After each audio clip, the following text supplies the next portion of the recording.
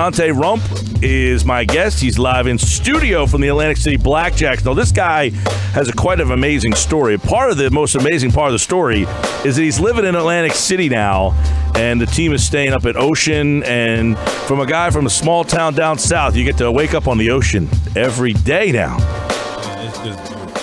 I love it. I'm used to seeing a pond or, like a little river, but now just being able to wake up to the ocean, you can really wake up every day with a purpose. Yeah. Enjoy God's beauty. It's pretty cool, isn't it? Man, I love it. He said in the break here, we were kind of just talking before he came on, and he commented on how nice the people were up here. Oh, man, I love the people here. Coming from down south. But we always think the people down south, they're so nice, everything's so slow. Exactly. But you're saying, no, here, everybody's so nice. Everybody here is so nice and loving, And growing up in the South, it definitely reminds me a lot of home.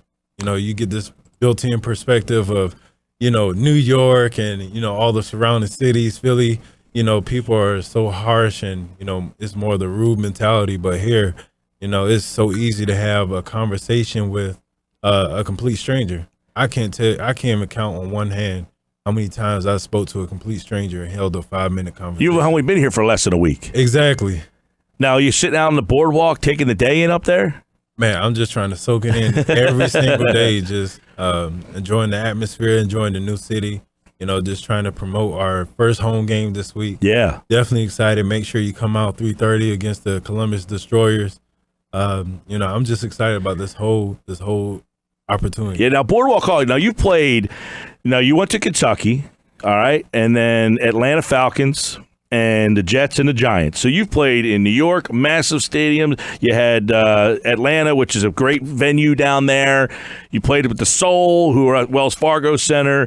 This Boardwalk Hall, to be inside this place, have you been in there yet? I've been in there. It's just amazing. There is not a bad seat in the house to watch, but to watch football in there is pretty crazy. I was there at the Soul game. Man, they played in there against Vegas in 2015. It's an amazing venue for football, but it's so uniquely different than probably any place else you've ever played football. Absolutely. It's it has its own little touch to it, which makes Philly such a special place when you play there. Whether it's home with the Soul or, if you're competing opponent, it doesn't matter. You just love the environment. Now, Donte, I'm very interested in a guy like you's journey to get to the Atlantic City Blackjacks and all the things that you need to do to kind of land at this point. You got to persevere, keep going, and I got to imagine, it's not easy to go from college when you're playing in the SEC, these big time games, right, and then after that life happens. And kind of give us how you've gotten to this point to where you are now. Well, man, just to kind of sum it up, I've endured so much in my life. When I was born, my mother left me in the hospital, abandoned me in the hospital. Was raised by my grandmother, amazing woman. I actually just lost her 2 years ago. So, that's still sitting heavy in my heart. But, every day I try to persevere and, just try to instill the characteristics that she built in me into my kids. And I just try to make the most out of every opportunity. I've been rejected before. I've been cut, I've been released. But it's how you bounce back, it's how you handle adversity that makes us uniquely creative on how we handle each situation. So it's easy to give up. Yeah. Everybody can give up. But how many people can really stick through and make it? Right, and when that team tells you, the Atlanta Falcons come to you and say, listen, you're not making it, that first time, that's probably that first time that you hear that, wow, this is real. Someone just told me I'm not good enough to play here. Right, it's a blow to the gut. All your life you're playing football, you're doing this one thing that you love, that you're passionate about, and then you wake up, boom, they tell you that you're no longer playing this game. You're no longer a part of this team or this organization. It was a real life check because all my life I've been playing football. It's right. What now? Yeah, so after that, and by the way, that 2014, you were with the Atlanta Falcons. That was the year that they were on Hard Knocks. So a lot of people remember you from the show. Right. You were on that show, and you were kind of a big storyline in that show. So it had to be kind of weird to have this whole thing play out in front of people, and here you are living this like, what's next for me? You know, everybody sees this, but they don't know what happens next for Donte Rumph. Right, and, you know, just being able to, I mean, everybody gets fired, but nobody is nationally fired on TV. So just experiencing that and, you know, dealing with the trials and the tribulations that, you know, what's involved in that part of the game, you know, understanding the business, it's so hard to take in. And I give compliments to everybody that's going through that, you know, and still pushing, because it's hard, man. Yeah, it's really hard. So you went from Atlanta to the Jets? Atlanta to the Jets, and then to the Giants. Just kind of, you know, so you're in the NFL in some camps there, and then after that, what do you do to tell yourself, like, I want to keep playing? What are these opportunities? And this is how you kind of end up in Atlantic City is, I'm going to take whatever opportunities I can get, and I'm going to just enjoy it. It seems like you're a guy who's just taking it all in and enjoy. I mean, in the 5 minutes that we've met, I'm thinking, man, this guy is just taking opportunities. I say to young guys all the time trying to do my job, it's like, if somebody calls you and says, I have an opportunity, don't ask how much you're getting paid. Just say, I'll do it. Right. You know what I'm saying? Right. And it seems like if someone's going to call Donte Rumph and say, hey, we have a roster spot and we want you, that's what this league is all about. When our fans, our listeners go to see the game on Saturday, they're going to see guys like you who just love playing this game and cherish the opportunities. Right. I mean, it's through this game, God has blessed me to, you know, impact so many people, to share my story, and then just motivate so many people. So I feel like I'm being used as a vessel through God to touch other people and encourage other people to keep going or keep pushing through whatever trials and tribulations or whatever obstacles may occur in their life. You know, just never give up. Just keep pushing forward. After Atlanta, the Jets, the Giants, and then where? After the Giants, I was actually in Spokane for a little bit. Last year, I was in the AL with the Atlanta Havoc first year team. After the first game, I had like 5 sacks, and then I got a call up from Philly. Then I got hurt in Philly. Then with the Soul, yeah, Philly Soul. After I got hurt with them, I was released and actually went back to finish the season out with Atlanta Havoc, in which we won the championship in our first year as an organization. So, I mean, you know, yeah, I would have loved to be on the Soul, but, you know, just to close that chapter out with a championship win, I mean, I'll take it. And then, you know, what, you're about 28? 29 now. So football, you're still, you know, bound. Here we go. Seeing the country. Atlantic City comes calling. So here you are. You were with Atlantic City, and now you're back, and it's like, hey, another opportunity comes for Donte. Right, man. God is just good. There's nothing else that I can say. God is just good. You know, he just keeps blessing me with opportunities. So, you know, I have to hold my part of the deal and make sure that every moment I get, I'm preparing for the next opportunity, the next blessing that I may get. So I'm not taking any day for granted. I'm taking advantage of every opportunity in the right way. And, you know, I'm pushing for my kids. I'm pushing for every person that got told no, every person that got released, every player that told they weren't good enough. You know, this is bigger than me. This is for my kids and everybody else that is going through something that, you know, they need that lift or they need that push to get through it.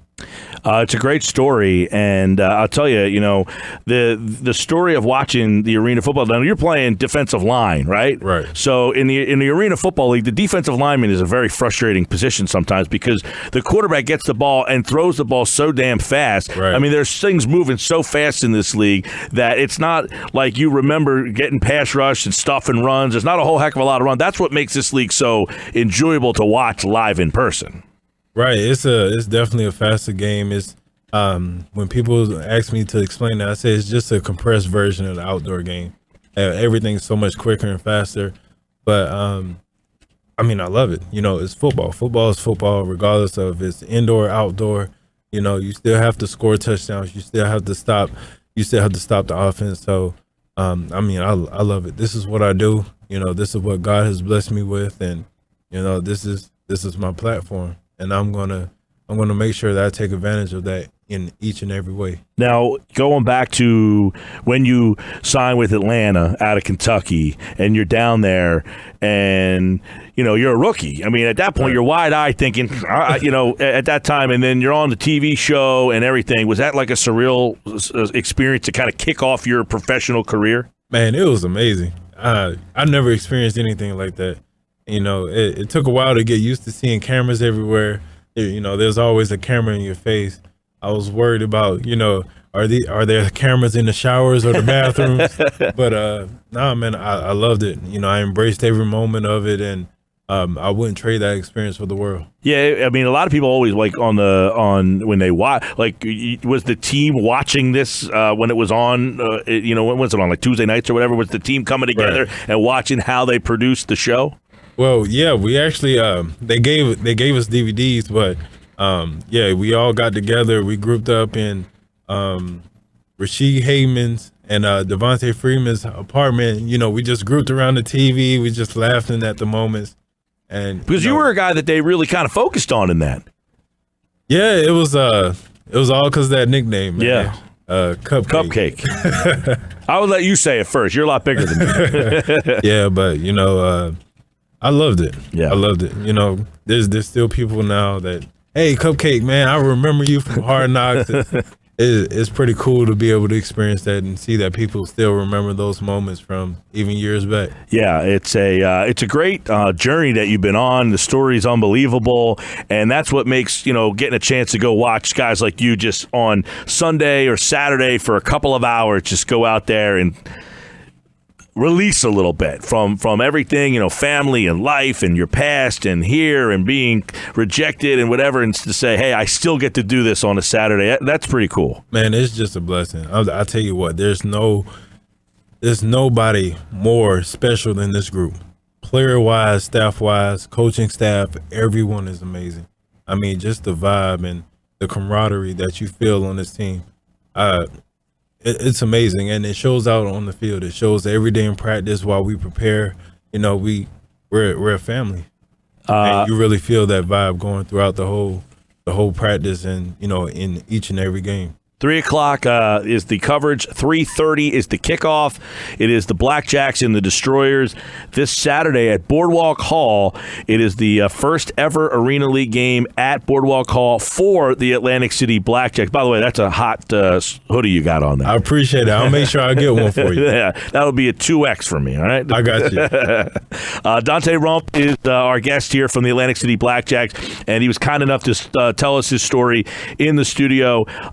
Check him out on Saturday with the Blackjacks against the Destroyers. It is the first game at Boardwalk Hall for the Blackjacks, who 48-41, tough game on Saturday, but went toe-to-toe with one of the most accomplished franchises. And you guys had the lead in that game. Randy was playing well early, and they kind of held on and fought back in that game.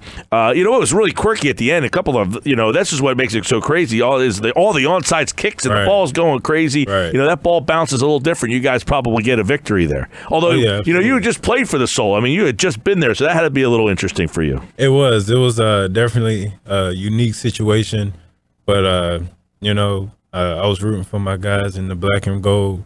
We couldn't pull it through, but, that was last week. We're going to keep it in the past, and we're looking forward to being 1-0 this week.